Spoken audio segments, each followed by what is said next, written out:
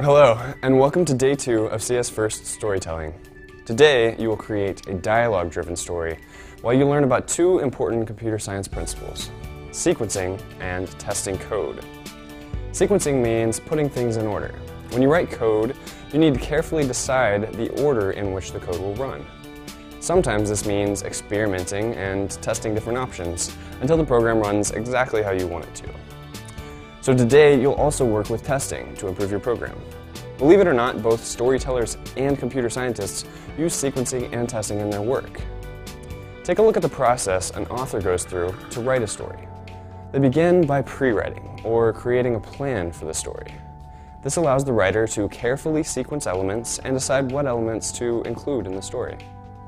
They then begin writing, which, as you've probably noticed from your own writing, often includes a lot of revisions and reworking of ideas until they're just right.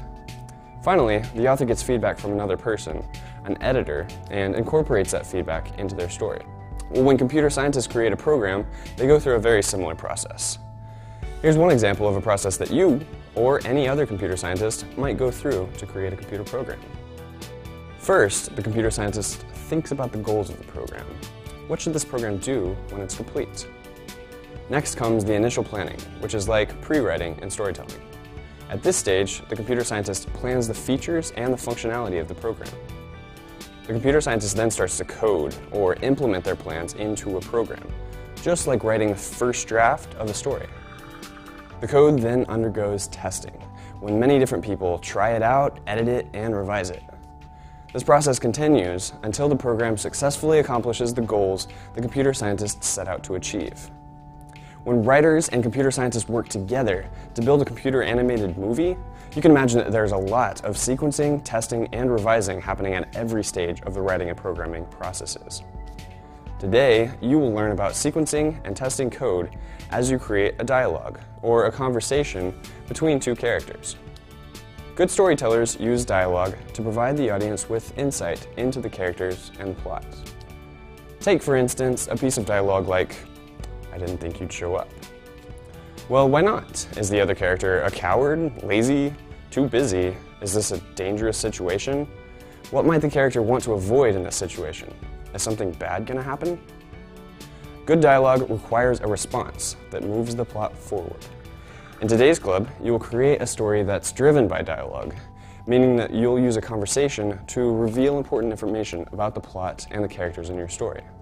As an extra challenge, you need to do all of this without using any questions in your dialogue. Asking and answering questions within a story can slow it down. Exercise your storytelling muscles. You can create a riveting dialogue without using questions. Now take a look at an example project. This project has two sprites who use dialogue to direct the story. The dialogue is sequenced using say and wait blocks. Watch this video to learn how to sign into Scratch and create a new project, and then try it on your own. To start, go to scratch.mit.edu. You can also click the Scratch link next to this video. This will open Scratch in a new tab. If at any time you need to get back to CS First, simply click the tab at the top of your window to switch between Scratch and CS First.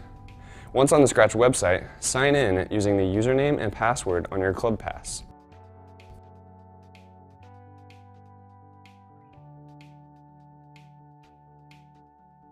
Then click Create to start a new project.